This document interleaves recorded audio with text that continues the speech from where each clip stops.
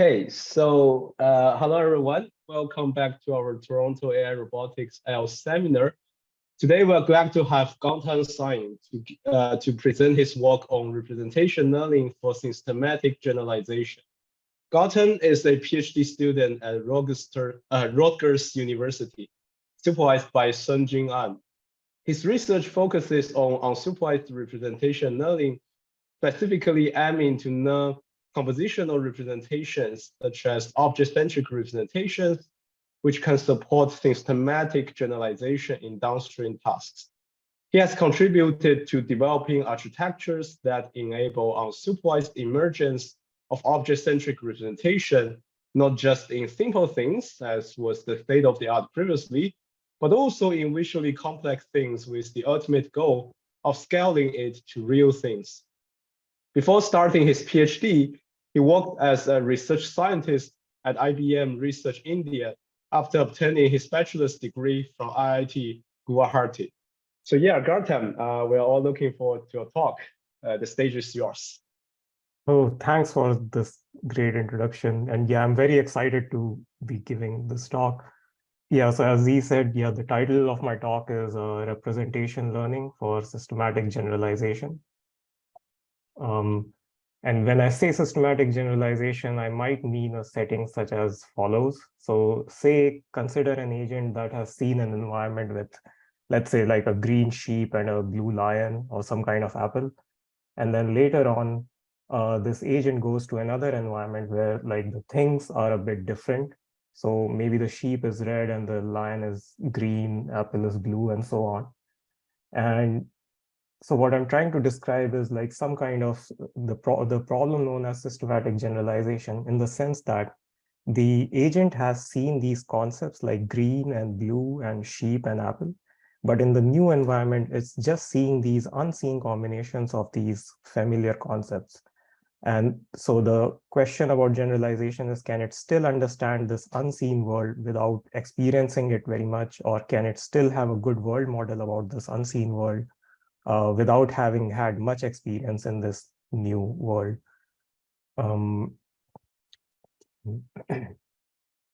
So yeah, in recent times, I think large language models have shown pretty remarkable systematic generalization in the domain of text, because these models have seen these tokens like, let's say, sol and 2 and x, or 3, 6, zeros, like tokens like these.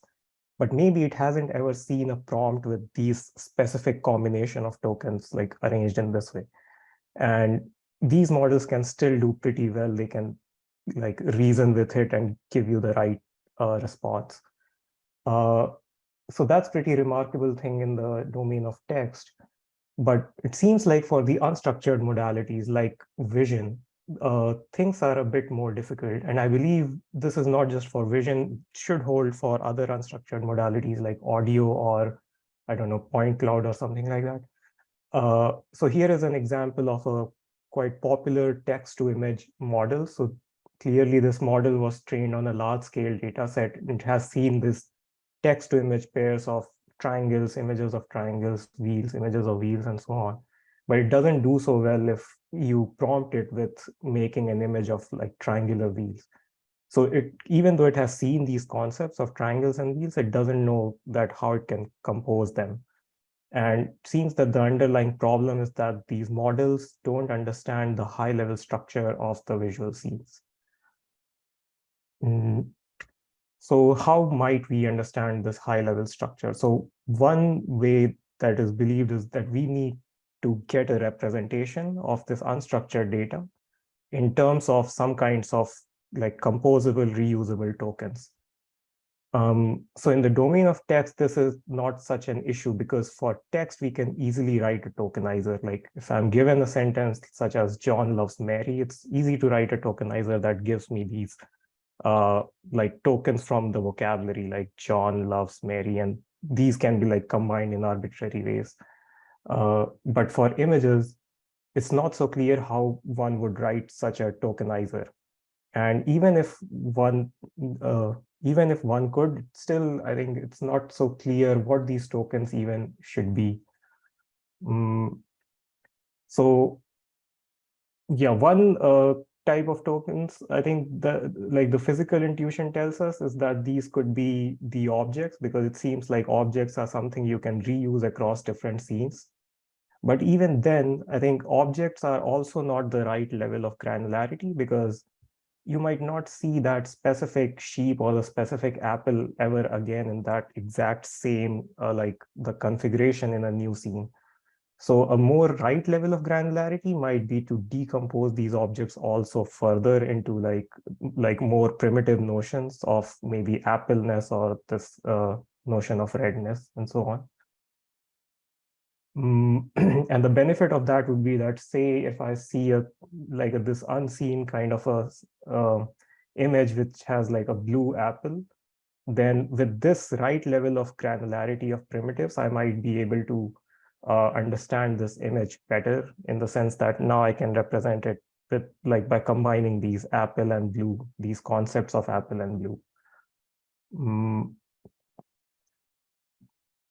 So what I'm basically describing is the problem that is known in the community called the binding problem, that we would like to group the low-level features in this unstructured data to form these more high-level tokens with which we can systematically generalize. So we might want to extract out the apple and then decompose the apple further into its factors. But this is not necessarily saying that we need to extract objects out first. It's possible that we first extract out the factors like the apple and redness, and then later on bind them together to make a full object. So to solve the binding problem, we think that unsupervised learning should be the key, because the unlabeled data is way, way more than the labeled data. And to harness the full potential of all of this data, unsupervised learning should be used. But the question is how? And while there can be many objectives with which we can do unsupervised learning, but my work has somehow picked the reconstruction objective as the direction to pursue. But that is not to say that other kinds of objectives wouldn't also work. So when we say reconstruction, we are basically looking for an autoencoder. So we would like to design some inductive biases or architecture for this encoder and decoder, such that when you put this in this autoencoding loop, it produces automatically these abstract or like composable representations that I was mentioning before. Okay, so this brings us to the most relevant line of research for doing this, which is unsupervised object-centric learning. So what it focuses on is that given a scene, it wants to discover or extract out the objects. And the main problem in this line of research is that these methods are limited currently, or at least before the series of works that I'll be describing, the state of the art before then was that these methods remain limited to these very simple scenes, such as the one shown here. And so the question really became like, how can we scale these methods? I mean, because this is clearly making a progress towards the systematic generalization that I mentioned. But then the question is, how can we scale it to more naturalistic or complex images? And that would act as a stepping stone to then scale these methods to like large scale data set, internet scale videos, and so on. So our hypothesis really has like two pillars, I think. So one is that we require a strong decoder in this autoencoding framework. So the reason is that because I mentioned that we want our representation to be abstract.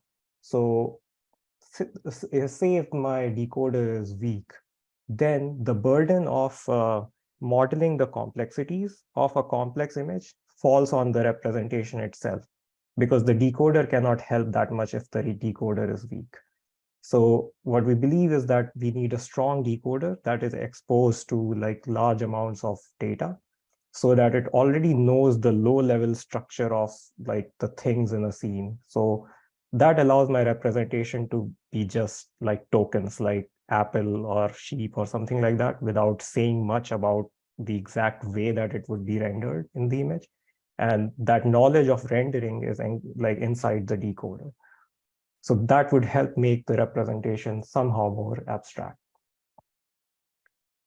So in my works, I have been testing this like as an instance of, or as the representative of a strong decoder. I have been testing this autoregressive transformer decoder, which has also been pretty successful in many recent text-to-image models like DALL-E. This is contrasted with the previous methods in the object-centric learning methods, which was the weak decoder, often called a mixture decoder, as shown on the left here. So in this decoder, the design was to, for instance, given this representation, these tokens, each token is an object. The way this decoder works is it decodes each slot or each token first to make an image of an object. And then all of these object images are then added to make the full image. And it was ensured that these each individual CNN decoders are kind of weak. So this was done to encourage the decomposition of the objects in the scene, because say if this decoder is strong, then it can easily merge like two objects together, because it's so powerful, it can probably handle the rendering process of two objects simultaneously. But if you make it weak, then it is discouraged from putting like several objects together into the same slot. So somehow this was believed to be necessary to make decomposition happen. But what we believe is that this is not so necessary. Like we don't need to necessarily put the bottlenecks in the decoder. So it's fine to make the decoder as strong as possible. And also for the reason I described before, that we want these abstract representations. And so it should be fine to just put the bottlenecks in the encoder. So decoder can be just as powerful as we want. And yeah, like similarly to what I described in the encoder, the bottleneck should do the same thing that the decoder was expected to do earlier, meaning that if individual tokens is weak in capacity, then it should be difficult for it to capture several objects together. So it should implicitly have a reason to put like different objects into different tokens. So these per token bottleneck, the one that I have been naturally using is the slot attention based bottleneck. Yeah, this is pretty well known, but I might just briefly describe it. So the way it works is it tries to take features of an image. Maybe these are like CNN features, and it tries to encode them into these few slot vectors, which are supposed to represent the objects. And the way it works is like every slot has an attention area over the image feature. So for instance, here, this slot might have a certain attention area, and then it aggregates the features of this attention area by summation. And it turns out that this summation is not such a powerful way to aggregate features. So somehow this summation-based aggregation is making each slot like a weak capacity token that cannot represent very complex information from a specific area. So putting these two things together, basically this bottleneck-based encoder and this powerful decoder, we arrive at the two models that I have been that I've proposed, basically. So the slate is like the image version. So if you just take single image, then it's slate. And then if you deal with videos by applying the same model to a sequence of images, then it becomes Steve, basically. And the key idea is essentially the same. Yeah, slot attention and a transformer decoder. And so the surprising thing is that this still works, because at that point it wasn't known that putting a strong decoder should even work. But then it also deals for the first time with more complex and naturalistic videos. So these kinds of images are usually not able to be handled by the previous methods in this line. So yeah, let's see some samples here. So for instance, this is one of like a complex image. And it seems like our model can capture or at least discover or track these individual or meaningful objects much better than the previous baseline, because the previous baseline is just dividing this whole area into strips. And this might make sense because to the weak decoder, a meaningful object area is also as complex as any other area of the image. Like, because to the weak decoder, the whole, it doesn't see any regularity anywhere in the image because it's weak. And so, yeah, here is another example where the scene is pretty complex, and one might say that there is not much color-based cues to discover objects in the scene, but remarkably, our method can do well here while the previous methods don't. And yeah, here is another example.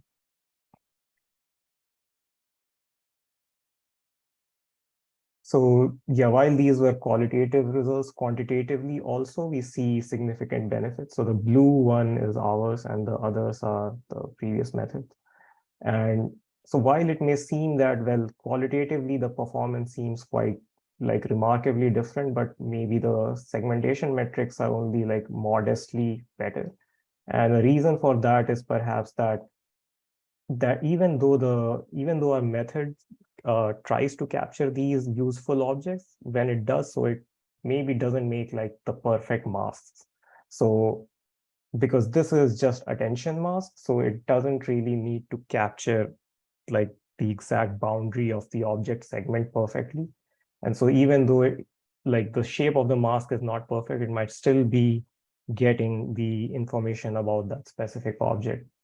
So yeah, that's why I think maybe like we should not just see this relative difference in the quantitative performance, but also consider the fact that qualitatively the kind of errors that our model is making versus the previous method is like very different kind of mistakes. Hi, Gautam. Yep. Sorry to interrupt. I'm interested in the like the variance of these methods here. So when I train Savvy in my own experience, it's actually quite unstable.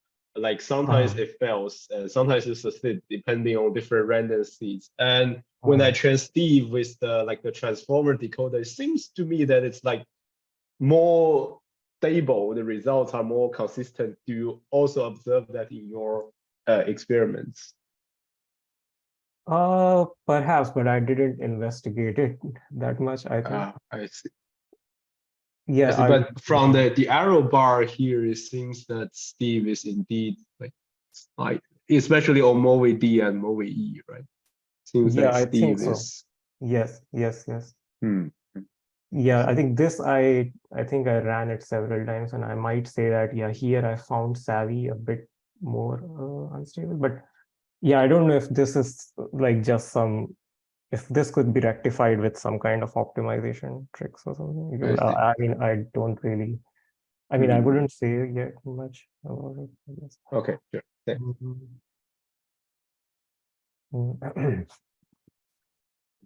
Okay, then yeah, and so yeah, this was like what I described until now was perhaps more about the representation itself, but here we are asking whether this more powerful decoder, does it have any benefits if we want to do image generation or like compositional image generation? So the analogy is with the text to image models where you make a text prompt, and that text prompt is basically something like new, and you want the image to conform to that the specific text prompt.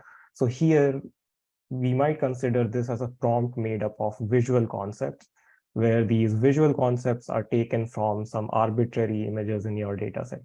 So like this could be some image, and this is like a floor slot from some image, and this is some object from like another image, and this is another image. And we would like to compose them to make a new scene. And it turns out that the previous decoder, the mixture decoder, is somehow hand designed, and so it doesn't do very consistent generation. So maybe like this example is illustrative of this. Here, what we intend is to make a cube, and the shadow should also be like a cube. But it turns out that maybe the shadow is controlled by the shape of the floor slot from the image from where the floor slot is taken. And so when it just adds up these images, the object and the shadow don't really conform. But in our case, the decoder is a transformer which has seen a lot of images, and it, when given these slot representation or tokens to render, it implicitly knows how they would interact to make this full scene. So in our more powerful decoder, we don't see this kind of issue happening significantly. But I feel this difference between previous methods and ours is more stark in this data set. This is like a Bitmoji data set, a data set of cartoon-like faces. And like the faces are somehow compositionally made in this data set with hairs and like different kind of eyes and chin and so on. So if we use the previous decoder to try to compose these new kinds of faces, you would get like not so clean outputs. But in our method, at least with our decoder somehow understands how these different concepts would get combined to make the image. And it does much more clean compositions than the previous method.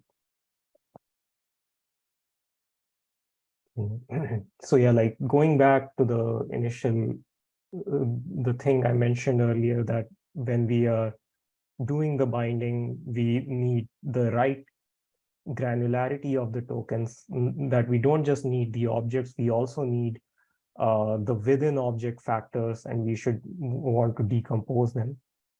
And so for that, this is our most latest work that proposes this new kind of slot representation that we call the block slot representation. So it's quite similar to the regular slots in the sense that each slot still captures a specific object in the scene. But within a slot, like a slot itself is made up as a stack of or a concatenation of smaller vectors. And each of these small vectors, we are calling it a block. So for instance, within a slot, we might have 8 blocks, and maybe the block 3 captures the color and block 5 captures the shape or something like that. And so we would like this kind of decomposition to also be possible to do in this unsupervised manner, similar to how we wanted like the objects to emerge. So the question is again, how? And so in this work, we propose this method that we call like a SysBinder. And the way it works is as follows. So the first part of the method is pretty much the slot attention, or it's also this this principle known as the spatial binding. In spatial binding, you are simply dividing or partitioning the image into different areas and then encoding each area. This is just slot attention, essentially. But then this already doesn't give you a decomposed slot, like it's not decomposed into shape and color and so on. And so what we would like to do is to apply another round of binding, or perhaps I might say another like level of bottleneck, to make these disentangled factor blocks emerge. And once again, the bottleneck would work in the same way as like I previously mentioned, in the sense that if my block is not very expressive, then it hurts the model to put 2 different properties or factors into the same block.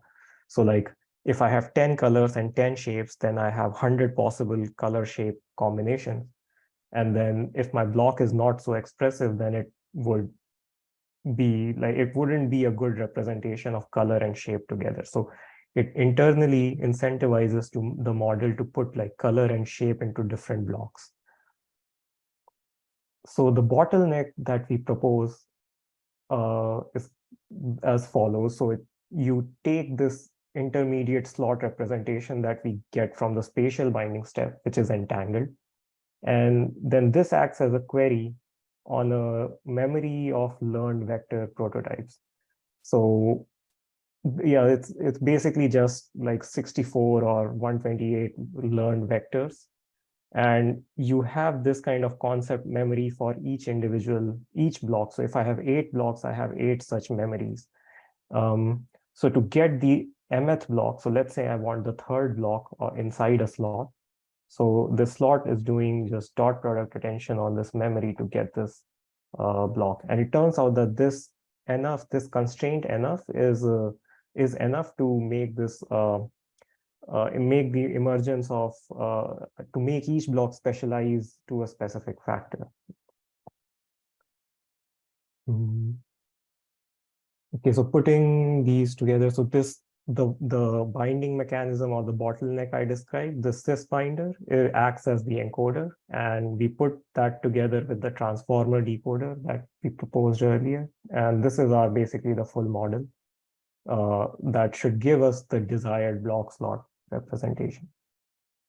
So yeah, this has also several benefits. So first, it gives you superior disentanglement within the slot than the previous methods.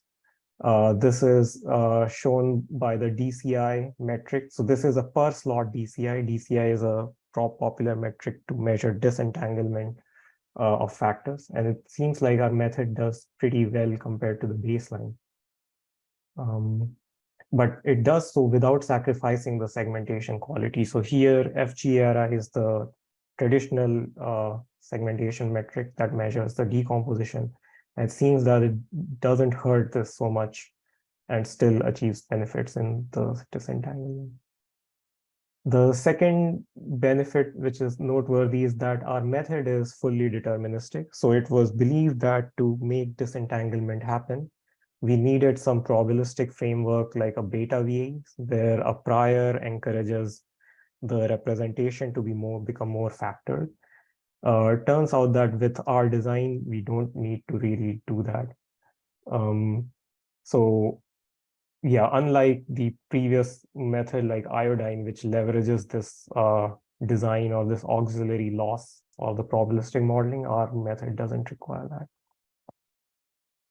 The third benefit is that unlike the VAE type methods where a factor is represented by a single dimension, so for instance, in iodine, within a slot, maybe the position is captured by a specific dimension or maybe like a couple of dimensions. But with our method, a factor is represented by a whole, like a small vector. So it's a multi-dimensional vector, and that provides us a more rich way to represent a factor, essentially. And that also makes it more easy to use in downstream tasks, a downstream model like a transformer, because say there is a transformer and it wants to execute some sparse interaction between several factors. So it makes sense to provide the representation of scene similar to like a representation of a sentence where you give these word embeddings. So it's like you are basically giving these factor embeddings about colors and shapes and so on.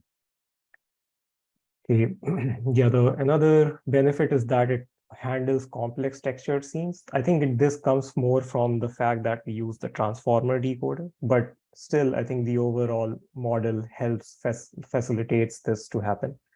So here we try to show the representation space learned for each block. So we want to see what kind of representation space does block 6 have. So we take a large bunch of images and we extract out the block slot representation. And then we take the 6th block from all of these block slots.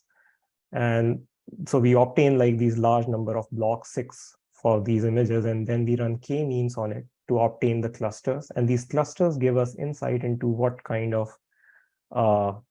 like the representation space this block 6 have, meaning what kind of concepts are encoded in this block 6. And so the sum of the clusters that we obtain is, for instance, this cluster of spheres, which I think is pretty remarkable given that on the surface, this low-level appearance of these objects is very different. I mean, this sphere and this sphere look very different, but somehow the model has figured out that these have some high level property that is common between these two very different looking things. And it has put them into the same region of space inside the block 6. So I think, yeah, that's pretty remarkable. And then similarly, we in block 1 seems to represent materials. So some clusters are representing some red materials, and maybe another represents some stone-like materials. And then the block 4 represents positions and so on. Yeah, and similarly to the like the new novel image generation that I described earlier. So previously we could only compose like the whole objects, but this time we can compose scenes, but at a factor level. So we can take like a large bunch of images and extract out different blocks and then pick arbitrary blocks to make this kind of a visual prompt to say that take the shape from this object, take the color from this object, and so on, and then render this prompt to make this novel image. Okay. Yeah, I think we are close to the end. So yeah, to summarize, I think the two main contributions that my work has is to take this object-centric line from very simple, visually very simple scenes to like more complex naturalistic ones. Of course, this is not like the completely real scenes, but I think this is still a step forward. And then the other is to provide or propose a new kind of information bottleneck for the encoder to make the decomposition of factors within the object happen. Yeah, so yeah, maybe some thanks to the collaborators and my teammates, and maybe especially to my advisor, Sangh. So yeah, I think I should take some questions. Yeah, thank you. Thank you, Gautam, for this wonderful talk. So it's the QA time now. Any questions from the audience? Please just unmute yourself and ask. So probably I can start with one question. So like, how do you say?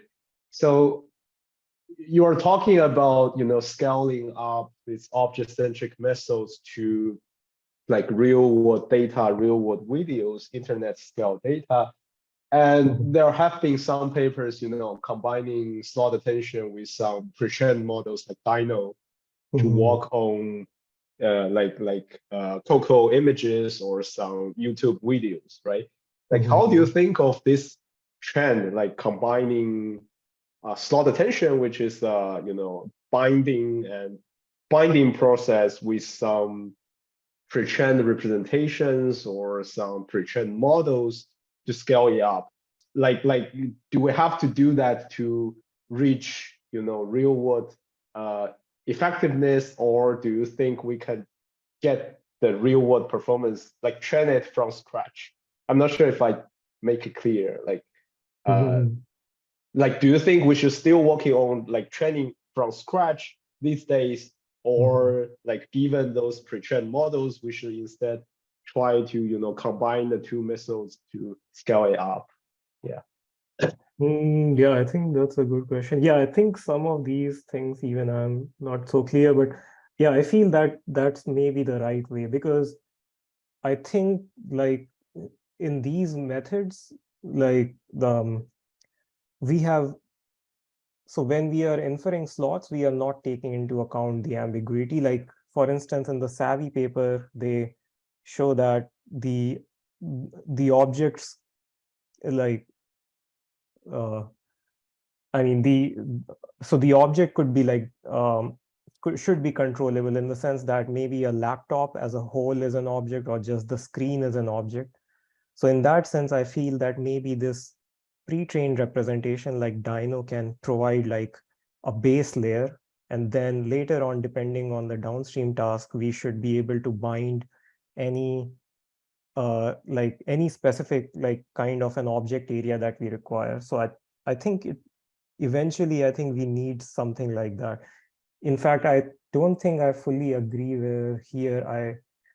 I mean, I don't agree with my own approach. I feel, let me just Yeah, like for instance here, that the fact that I'm saying that we extract objects out first and then later on extract the factors, I somehow feel that it should be the other way around, meaning that these low level, like just feature map level features are decomposed first, and then we later bind them together to make the object, depending on whatever reasoning task that we want to do somehow. So like it shouldn't be known beforehand that, well, Apple, because that's, I don't think it again depends on the task, because I might want to consider like two apples simultaneously as a single object, for instance.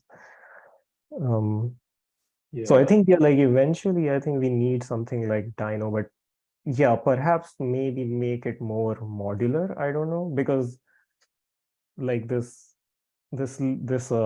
feature map layer, I think is still, yeah, I guess, yeah, that's maybe something to be investigated. Yeah, like I don't know if that the features of the Dino are already modular in themselves. Like they are spatially modular, I believe, because I think several works have shown that if you cluster those features, you can get like useful objects already. Yeah. But yeah, but I don't know if they already have like factor level modularity also, for instance. Yeah. Yeah, I agree. Yeah. And you were saying like task oriented and downstream tasks. This actually reminds me of some other papers which are also from your group about combining object-centric learning with like reinforcement learning, right?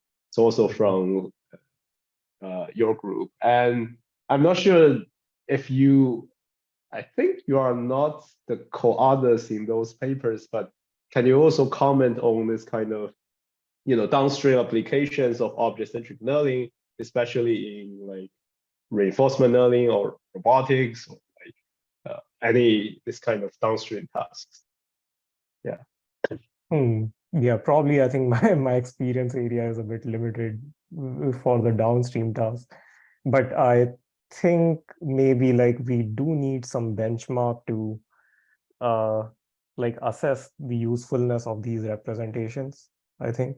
Like at least in terms of systematic generalization, like I tried to mention it in the beginning, the fact that if this agent has seen this environment and it has to generalize to this, I think we should need some kind of benchmark to like evaluate this ability somehow, but also to evaluate whether we really need these disentangled representation. Like, does it really need to be disentangled into these tokens or not?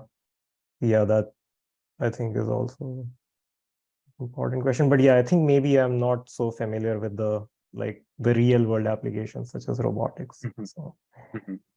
Sure. Yeah, Jingyu, just go ahead, unmute yourself and ask. Yeah. So first of all, thank you for the presentation.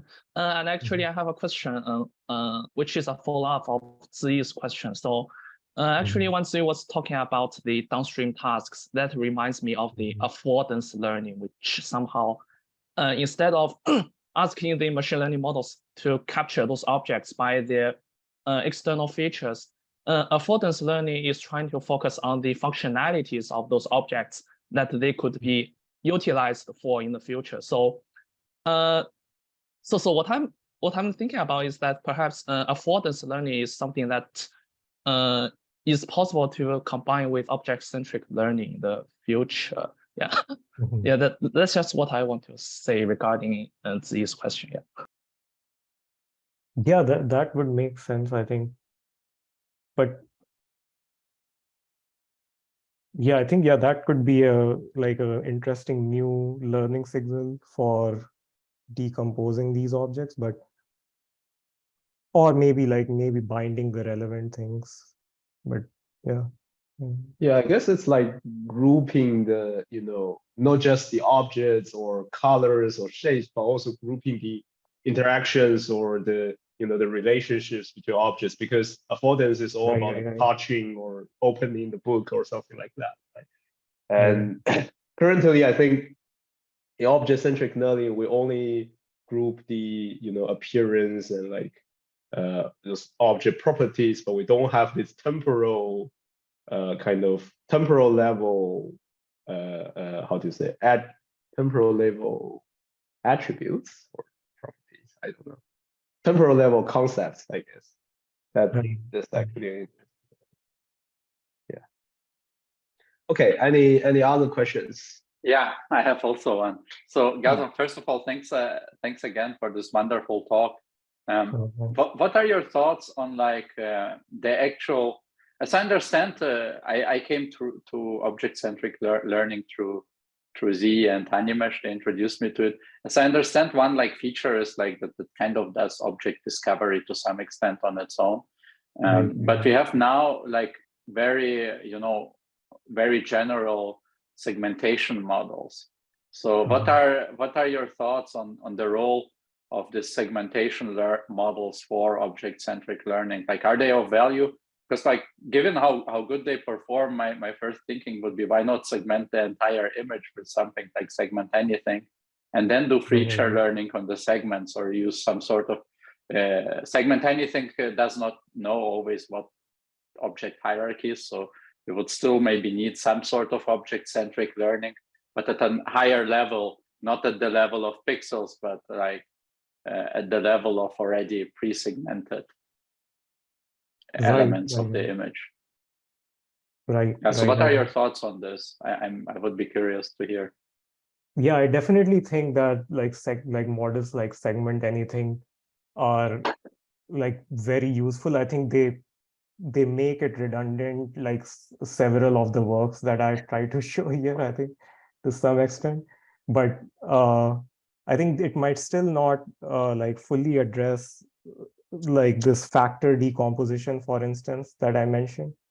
Or maybe like this other thing that I mentioned, that when we extract objects, it should be somehow like task dependent. For instance, like if I'm asking to like tear a piece of paper diagonally, like maybe segment anything will never give me that kind of like a diagonal paper like segment. I don't know if that would be useful for that task though. So like, yeah, maybe like having these task dependent segments, or like decomposing the factors that better help like generalization. Maybe there's more like we might need something beyond like segment anything for those situations.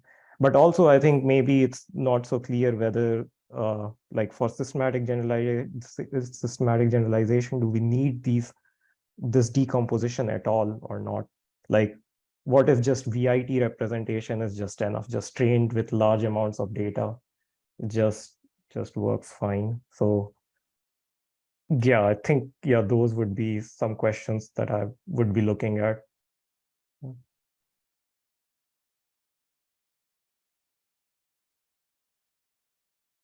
Okay, yeah. Any other questions?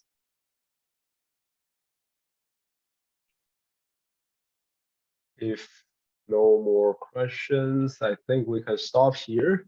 Let me stop things, and let's thank Gautam again for this wonderful talk.